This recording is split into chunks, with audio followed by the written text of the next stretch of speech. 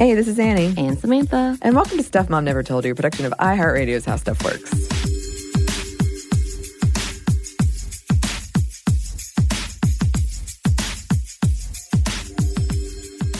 Today, we are talking about social media influencers. Mm-hmm. Yes. And since the new year brings with it hope and aspirations and goals, and for a lot of us, that means social media and social media influencers might be part of that. Before we get into it, trigger warning for very, very brief mention of eating disorders. About a year ago, I was sent some sort of influencer application for travel, and I almost did a spit take. I guess that's a thing now. Were you excited about it? Is that why you did a spit take? I'm definitely not an influencer. Oh, but you're kind of an influencer. No. I was told that we as a unit. Okay, I'll accept that. But I mean, you're bigger because you have 2 great shows and you're a movie star and you're all of those things. Thank you. That makes sense. Thank you. I did not apply. I did not fill out the application. Maybe next time, if I ever receive another one, I'll think about it more seriously. 2020. It's time. It's time. It's far. It's been time. And I want to start this out by saying I don't really have a problem with influencers as long as they're upfront about their sponsors and in general aren't peddling unhealthy beauty standards and products to achieve those beauty standards or anti-feminist rhetoric. But I am always, always, always a big proponent of understanding the messages we and younger folks, if you have children, get through the media we consume. Do your own research. Don't get stuck in that comparison trap. And I also espouse a responsible wielding of power. In a perfect world, that would mean something like fact-checking. Right. Yeah. I think I would say that there is a huge responsibility in the words you speak. So think about the funny quips or inside jokes you're about to tweet and take responsibility when you do something wrong or you say something incorrectly, I guess, or it's, as you may think, is misinterpreted. Mm-hmm. Just being very careful of realizing once it's out there, it's out there. Yeah. It's never truly gone, including admitting when you're playing happy, quote unquote. And I say that in trying to make yourself look perfect, being perfect, which is seemingly some of the ideas of influencers who are now kind of backtracking and talking and having a little more realistic take of their life. Mm-hmm. But essentially, one of the reasons people are influencers I'm seeing is because they seem to have a perfect life, which is completely fake and being completely happy all the time. And then one of the reasons you and I started talking again about influencers, because I know that's been a subject before, and how they came to exist is due to the Natalie Beach and Caroline Calloway incident that happened in September, which was this whole moment in which Caroline Calloway was a giant Instagram influencer. Turns out Natalie Beach was her ghostwriter for the captions, which apparently is a thing. That's a big thing, and I don't know much about it. It makes sense. Yeah. Why not? Have your agency, have your publicist. They all take care of the social media aspect. For us, it's typically us that's doing it. And by the way, I'm trying to figure out some things because our website changed, so that's kind of messed some things up. Yeah. So I'm kind of like, oh no, how do I do this? Yes. But it also began to be a tell-all scandal because Calloway also ended up doing a breach of contract for a book deal that she had. And then she had an event that went wonky. So it kind of was what is it, a fire festival? Kind of fire festival, very downgraded, disaster level, essentially. Wow. She kept canceling. People were very upset because, they thought they were going to be able to meet her, do all of these amazing things to learn how to be influencers as well. And then Beach had this, again, tell-all essay in which she kind of just drags their friendship. It turns out to be kind of a toxic friendship, which we hear many a times in many relationships growing up. It just happened to be on that level, and it escalated pretty quickly in that time frame, I think. And as Rolling Stone magazine states, it combusted. And as they would say once again, that, this is kind of the ultimate expectation and downfall of the industry, which is an industry now, this influencer world. Absolutely it is. But that's kind of one of the reasons I was very interested in you and I started talking about it. I was like, what is this world that's getting bigger and bigger and that you can crash and burn so significantly? Oh, yes. So anyway, with that, what are we talking about with this? Well, I can tell you, Samantha. Yes, tell me. What does it mean to be a social media influencer? Well, from a research paper titled Who Are the Social Media Influencers? A Study of Public Perceptions of Personality, authored in 2010 by Karen Friberga, Kristen Graham, and Karen McGaughy, and Lauren A. Freeberg. Social media influencers, or SMIs, represent a new type of independent third-party endorser who shape audience attitudes through blogs, tweets, and the use of other social media. Okay, so that's a lot. By being authentic with their audiences, their recommendations of products and services drive sales and traffic. They come in two main types, celebrity and micro. Obviously, one has a bigger audience and thus a bigger reach. A lot of influencers are niche, focusing specifically on beauty or being a mom, what have you. This is where we get terms like Insta fame or YouTube star. YouTube star, they have their own award show, too. I know. That's a big Look, thing. I have a YouTube award, Samantha. I don't know if you knew this about me. Oh, so you are a YouTube star. Okay. No, but I did produce the show that they got an award. That's this fair. show, actually. So Promo Republic breaks it down even more. Celebrities, artists, politicians, public people who have 1 million followers, and each of their posts gain up to 5% engagement. Their impact comes from their status and personal brand, which, obvious. Yeah, you would know. Macro influencers are people who have less than 1 million followers, and each of their posts gain up to 10% engagement. Their expertise generate with a specific category, and it can be anything from traveling to business development. And then there are micro-influencers, and these are people who have at least 500 followers. Most of their posts gain more than 25% engagement.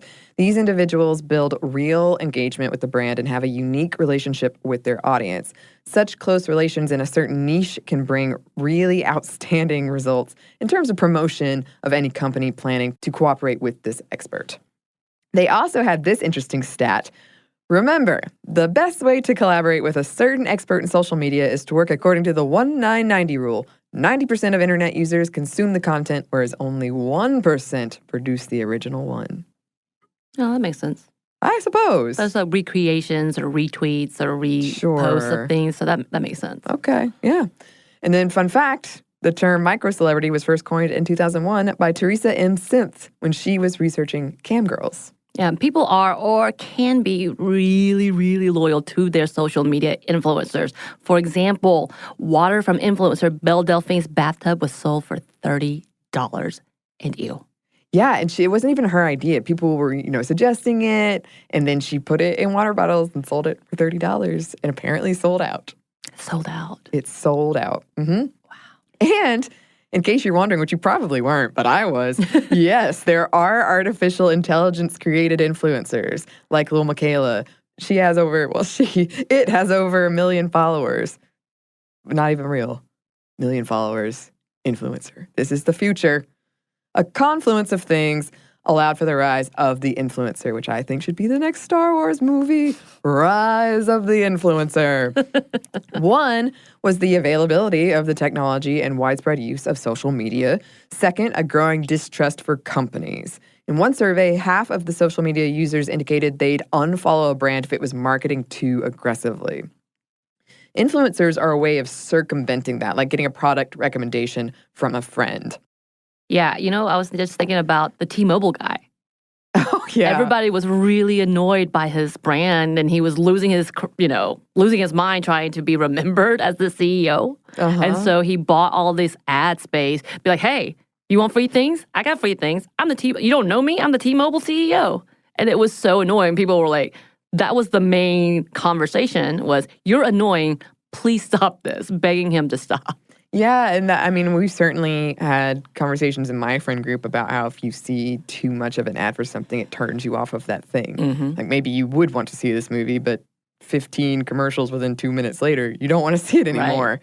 So I get that an influencer can be a way to not have to deal with that. And in theory, you're getting an authentic, because that is a big piece of this, which we're going to talk about a little bit more, an authentic recommendation. Influencers have, on average, the same or higher return on investment than traditional advertising. Instagram is viewed as the most profitable, with almost 90% of influencers indicating it as their primary platform. I found so many blogs and articles directed at putting companies in touch with the right influencers. It blew my mind. How much they should offer to pay. There's like this whole bidding system. Fascinating. Mm-hmm. From Tenuity, Instagram influencers You need about $1,000 per 100,000 followers. Snapchat influencers starts at $500 per campaign in 24 hours. YouTube influencers, roughly $2,000 per 100,000 followers. You can see how that would add up pretty quick. And the average price for a sponsored Instagram post jumped from $134 in 2014 to $1,642 in 2019. Whew. That's a lot of money. Yep. Here are some other stats as reported by the BBC. The average cost for a sponsored Instagram post has risen 44% from 2018 to 2019 alone. For a sponsored blog post, it has soared from $7.39 in 2006 to $1,442 in 2019. YouTube videos command the highest fees, 4 times that of the next highest priced form of sponsored content, up from $420 in 2014 to $6,700 in 2019. A Facebook status update has risen from $8 in 2014 to $395 in 2019. A Twitter post has risen from $29 in 2014 to $422 in 2019. And then blog posts have risen from $407 to $1,442. That's pretty astronomical. That's giant amounts of money. Yeah, and I knew some of this world, but I didn't know this. Right. And I think that for all of us, this is good to know. Yeah. This is good information to have. Very giant jump. Yes. From Bloomberg in 2018, quote, 1/3 of British children aged 6 to 17 wanted to become a YouTuber, which was 3 times as many as those who wanted to become a doctor or a nurse. Oh, the new age. It doesn't surprise me at all, though. No, not really. Yeah. And let's take a quick snapshot of social media users. In the United States, while underrepresented in all other types of media, women are more likely than men to use all platforms of social media apart from LinkedIn. However, men are twice as likely to get retweeted compared to women, and some suggest that this could be fixed if women used more traditional hashtags. And of course, women are far, far likelier to be subject to harassment, cyberbullying, and abuse. Influencer is one of the few areas that women earn more than men, outperforming them by 35%. In the UK, female influencers earn 51% more a week as compared to the average annual salary. By 2020, influencer marketing posts are expected to reach 6.12 million. Analysts predict it will be a $10 billion industry. 72% of brands are leveraging a significant amount of their budgets to influencers. Wild. We need to do better. You know, most articles I read said there was some line in there along the lines of, I'm in the wrong career, clearly. I could be doing this. It's hard. Yeah. I know there are a lot of arguments being made here about how companies capitalize on women's insecurity to sell them stuff, and social media can be a hotbed of insecurity. But I would advise not dismissing the power of this or dismissing it as not real work because, it is. I've seen it in action, and it is work. It's one of the reasons I am rarely on social media. It's a lot of work. I don't have time. On top of like a full-time job, it's too much. And building up an audience is hard, and it takes dedication and time. And I know for people kind of in the know of this, there are tricks you can do, but even those, you got to have the money. Being authentic in your work and being vulnerable is also not an easy task, being always on. And I bet if men dominated this industry, we'd be having a different conversation. There are also less barriers to entry for women in this area than other career fields. And in today's day and age, like it or not, this is a legit pathway to stardom. Cardi B, Billie Eilish kind of started in this realm. And it is also interesting that a lot of successful female social influencers are making money off of things that have long been demonetized because they are devalued as women's work, like crafting or being a mom, things like that. I've been thinking a lot about this since we've done the research. And as someone who works in the public sphere where your personality and your past are a part of what you bring to the job, I can say sometimes you can feel this pressure to share parts of your life that you might not want to share because you want that relationship to be there. Mm-hmm. And I'm a very open person, and I want to share, and I want people listening to hear things that I wish someone had told me and been honest with me about when I was younger. But it does get hard to separate your work life and personal life. Like, I'll be out and something will happen to me. I'm like, oh, I can talk about this on the show. And it's one of the first things I think. Mm-hmm. And it's just kind of interesting to be in a field like that. and you want to be relatable and you want to be authentic. And sometimes that can be unhealthy. Right. I do find it interesting now that I am now on this podcast, and when I talk about it, people tell me their experiences to be like, maybe you should do a show on this. Yeah. And it is a very relatable, very common thing to do, and it makes a lot of sense because you don't care if it doesn't really pertain to either what you want, what you think about, or who you would like to be. You know what I mean? Whether it's a fantasy idea of being Kim Kardashian-like or Kylie Jenner-rich. That's the only thing I can think of, I'm not going to lie. Or whether it's you want to be a better influencer, a better person, so therefore you see these people who do these amazing things. And then you kind of go out and be like, how do I become that person? So how can I be more relatable to that? Or yes, I experienced that. I feel so seen. Those are conversations that people want to have for sure. Yeah, and that's great, and it's totally, totally natural. And one of my favorite episodes we ever did in the past was on parasocial relationships, which I feel like this whole thing is that. Right. And that's when you feel like you know somebody through, like, we're watching their influencer. Speaking of the Kim Kardashian, the Kardashians, their whole show was a great example of that. And then they moved it into social media as well, and they've been very successful at it. But it can be hard if you put so much of yourself and your true self out there, your life out there, because any judgments on that is a judgment on you. And that can be hard to deal with. Right. So, individualism, exposure, self-branding, and relative ease of use of social media has led to somewhat of a myth that not only can anyone become successful and famous, but it isn't even that hard to do so, which we know that's not true. No. And in a lot of ways, social media is an extension of things that have traditionally been seen as women's work, quote unquote, like emotional labor and also things like image control and, of course, the albeit having it all. And that goes back to what you were talking about earlier of kind of portraying this view of the perfect. Plain happy. Yeah. And that's one of the reasons I'm not on social media a lot is because, as I've said, it's not good for me, even though I recognize when I'm looking on social media, of course, you're posting the best or the happiest things generally, not everybody. People's whole lives aren't that.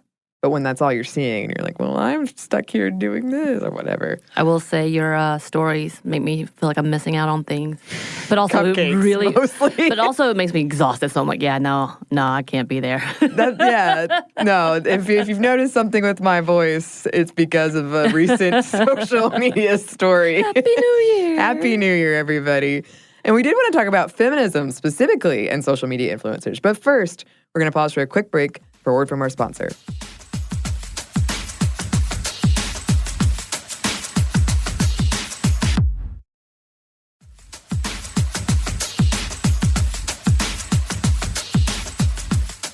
And we're back. Thank you, sponsor. So, there is a lot of anxiety and disagreement out there when it comes to feminist social media influencers.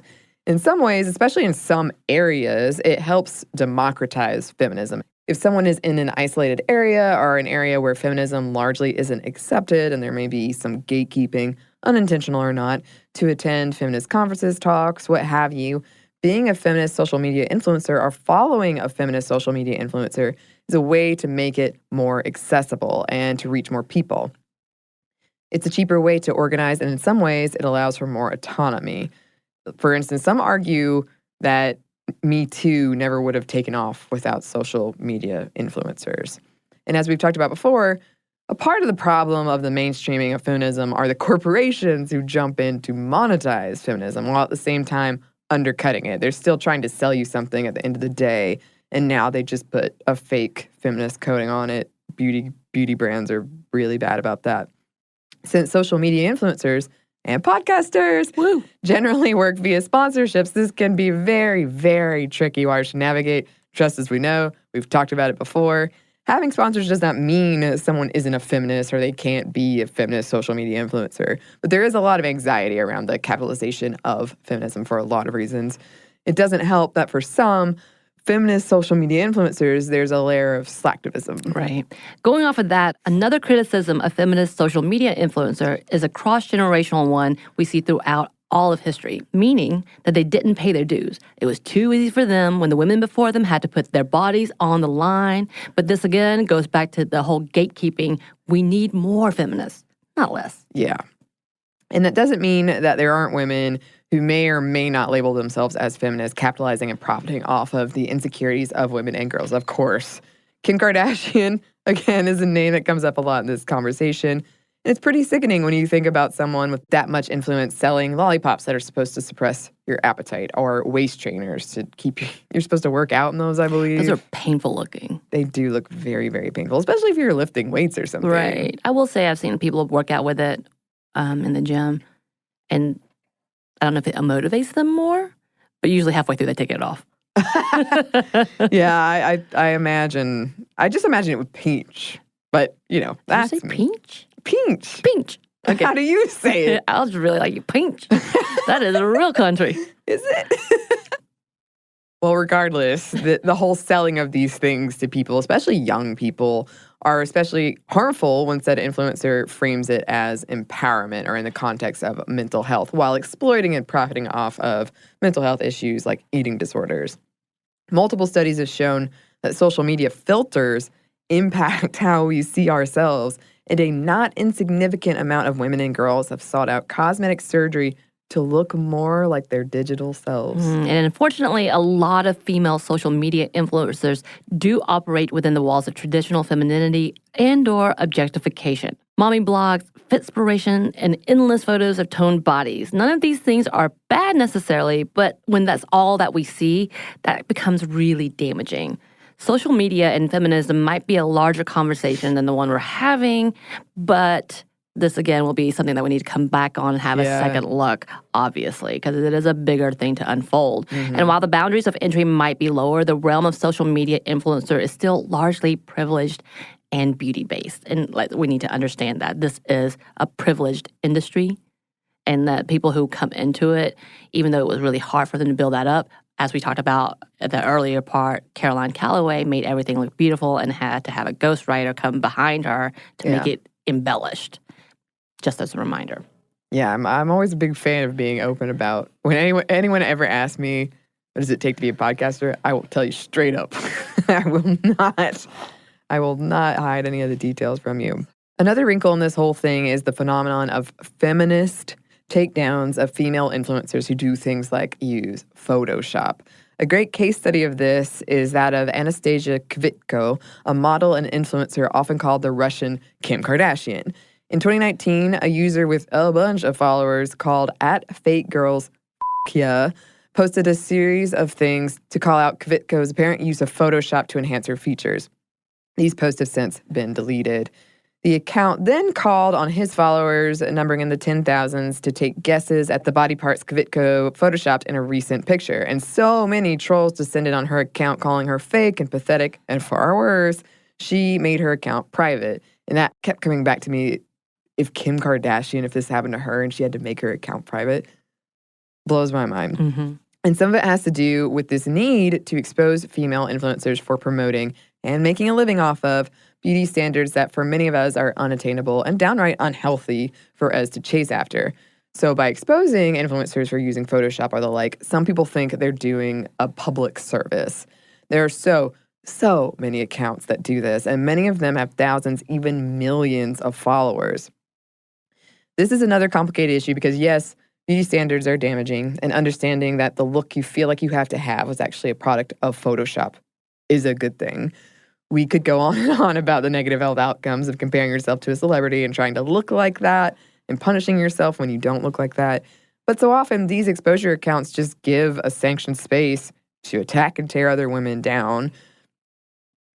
Some influencers have even reported exposure accounts not only for harassment, but for posting pictures of them altered to make them look worse. Even though, for better or worse, it has become normal for men to alter their appearances, whether through Photoshop or cosmetic surgery, these exposure accounts focus almost exclusively on women, and some accounts focus on specifically exposing one woman. Right. And for instance, Jessica Celeste, after serving for 7 years in the U.S. Army, she pivoted to modeling. But one exposure account popped up to concentrate fully on her, posting pictures on their account that were photoshopped to make her look heavier. A lot are candid pictures of her. This account only had a few hundred followers, which still, by the way, sucks. Yes. It shouldn't exist. But it got picked up by the same exposure account we mentioned earlier, which has of course, way, way, way more followings. And this got picked up by the verified male YouTuber and his hundreds and thousands of followers, which he used in part to ridicule female influencers. And you can imagine all of these comments calling her flabby, a slut, that she needs to go to the gym, and of course, blah, blah, blah, blah, blah, with all the damn judgments. Yeah. In an earlier iteration of this, Jezebel offered $10,000 for the untouched photos of a Vogue photo shoot with Lena Dunham. Hours later they had it, and posted before and after pictures with arrows demarcating all of the changes. They claimed that this was an effort to demonstrate how, quote, insane and unattainable beauty standards are for women. But Dunham said it just felt gross. And of course, we've seen celebrities take this into their own hands, posting unretouched photos of photo shoots. But we've also talked about how that can be damaging too, and there are whole apps now to make a photo look unretouched. So some of those photos are, quote, fake as well. Some exposure accounts do post pictures with the subject's consent, showing before and after. So there's ways to do this without shaming and attacking other women. Right, and we can talk about the random people who like to pull photos just to make fun of people, not knowing who they are, and these strangers come up and seeing themselves being completely ridiculed. Yeah. Why? Why? Yeah. And this really pisses me off. There's this impossible beauty standard that you have to live up to, or you're worthless and gross. But you, if you use makeup and cosmetic surgery or Photoshop to get it, I hate it. Oh, I like it. Someone's getting feisty. Hello, 2020. Time to speak out. And I agree. The whole bullshit of being one thing without being the other, because if you're too much or too little, it makes someone nervous. You know, so respect my uncomfortableness and please just go by my rules and my standards, because AKA haters of Lizzo, Ari Lennox, and Blue Ivy, they should be comforted somehow. Yeah. Because they're uncomfortable with whatever appearance this person may be comfortable with themselves. Yeah. And that's such absurdity, whether it's finally accepting who you are and being happy and learning to love yourself instead of, I don't know, hating yourself, hiding away from the world and wishing everything would disappear, to actually finally feeling comfortable with who you are and loving, or at least becoming one with who you are. You know what I mean? And I do understand why it is that we want to lash out with people being comfortable with themselves, because this is, of course, us projecting our own fears. And then a lot of times having the need to speak out about something because you're unhappy. Yeah. Or they're unhappy, which is unnecessary. And then to make money off of that, such as that website we're talking about that just takes women and rips them apart and just for fun of it. Yeah. Just to gain attention. It makes no sense. And it's such BS. It is. It's unnecessary. It is. We can do better than this. And I was thinking about this, and I wondered if it had something to do with power, like how unfortunately women's currency is their looks, and there's resentment for women gaming the system and making money through what some people view as cheating, while others are pissed that they're participating and benefiting from the system at all, or anger that we ourselves feel like we can't use the tools that person is using.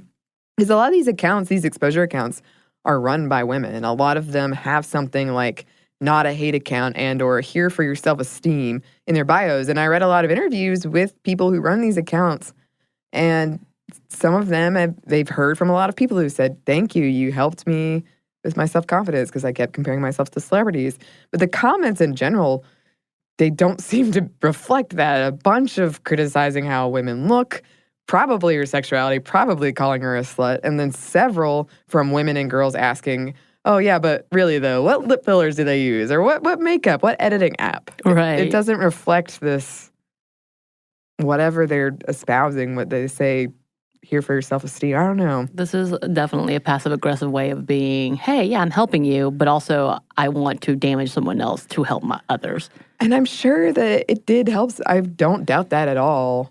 I remember the day when I had a moment of, oh, I wonder, I mean, if it was my job to look good, I bet I Right. really, really could. I mean, that's the reality is that a lot of these celebrities, they have the tools, the whether it's the trainer, whether it's the chef, whether it's the nutritionist. That's all lovely. Whether it's the makeup team, fantastic. That I think we all could agree that would be something that would help us all look wonderful and look like we have the best. But there's this whole level, again, of having and being all. That's this nonsensical, damaging idea of you must be the perfect mix of something. But you better be natural, because if not, you're not worth our time. If you can't be all these things to all people, then you have no importance and need to be silenced. That's just an absurd idea. And once again, yes, these people may be whatever. Fantastic, right? You look amazing. Your skin is flawless, beautiful, whatever, what the hell ever. But yeah, it takes work. And for those who may come naturally, because I mean, I see a lot of people with wonderful skin, and I'm just like, wow, tell me how you get that skin. And it's genetics. There's no need to like go after them either. Yeah. Appreciate it with who they are. End of story. And if you can afford it and it makes you happy, then do it. If it doesn't make you happy, then you need to question why you're doing it. Yeah. Yeah. And this whole thing kind of reminds me of what we talked about in the incels episode about that whole thing of judging women just for wearing makeup and cosmetic surgery. It's almost a more mainstream way of doing that. Right. I don't know. Using social media influencers, especially in the minefield of inauthentic or out-of-touch way, can majorly backfire. Think Kendall Jenner and that very poorly thought-out Pepsi ad. More than one influencer has been brought down by false cancer cure claims, for instance. And we should say, too, as many of you probably know, SponCon, our sponsored content, has recently been subject to more scrutiny and regulations. Some diet-related posts have been banned by Instagram for being irresponsible.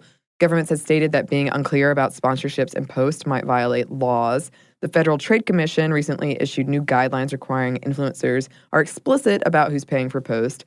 Fake followers is a new troubling trend as well. Right. Instagram did pretty well in trying to get rid of those fake followers or bot followers a few years ago, which was kind of funny because the significant decline in a lot of supposed influencers' followership was almost comical. Yeah. And I think these are good things. That, like I said, I really don't have necessarily in general a problem with it, but I think you should be upfront with whatever it is. Be honest. Be honest. Just be honest. Yes. And we do have a little bit more, a good note to end on, perhaps. Ooh. But first, we have one more quick break for a word from our sponsor.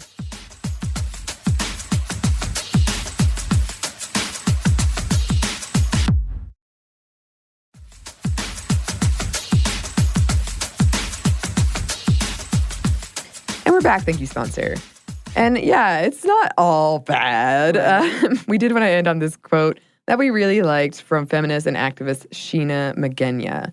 No matter how our ideas and iterations of feminism manifest, we should never shift our focus from the issues. We should not forget that this same internet where self-centered, selfie feminists occupy space and power is itself a site of oppression. And the existence of this voice, whether it speaks for us or not, is resistance. The internet and social media in particular has the effect of a microscope, where we stop looking at the whole petri dish of fungus and fall around this one bacteria. Our fight should always be against structures of social, cultural, political, economic, and environmental power that oppress us and force us to either hoard space and resources or carve it out for ourselves and on our own terms. Now, more than ever, we need solidarity with and for our selfie-taking, natural hair care vlogging, feminist fashion selling, anything goes social media feminist influencers. We don't have enough of them, and the few that dare make popular or difficult politic are facing considerable amount of backlash. Feminists that dare the best way they know how to occupy whatever space and influence they can, even when what is being sold is feminism light, we must stand in solidarity with them. The quiet, introverted, and offline feminist can coexist with the loud, self-absorbed online feminist. We have to believe that we dream of a feminist future where we take turns to stand in the hot sun. And believe it or not, the Twitter feminists too are doing this blood, sweat, and tears work. Boom. I love it. It's a good one. I love it. The whole article is really great. If anyone's interested, highly recommend you go check it out. And yeah, that's about what we have to say. It's a good note to end on. Absolutely. I love it. And if you would like to email us about social media influencers or influencing or anything else, you can. Our email is stuffmediamomstuff@iheartmedia.com. You can also find us on Twitter @MomStuffPodcast or on Instagram @StuffMomNeverToldYou. Thanks as always to our super producer, Andrew Howard. Thanks. And thanks to you for listening. Stuff Mom Never Told You is a production of iHeartRadio's How Stuff Works. For more podcasts from iHeartRadio, visit the iHeartRadio app, Apple Podcasts, or wherever you listen to your favorite shows.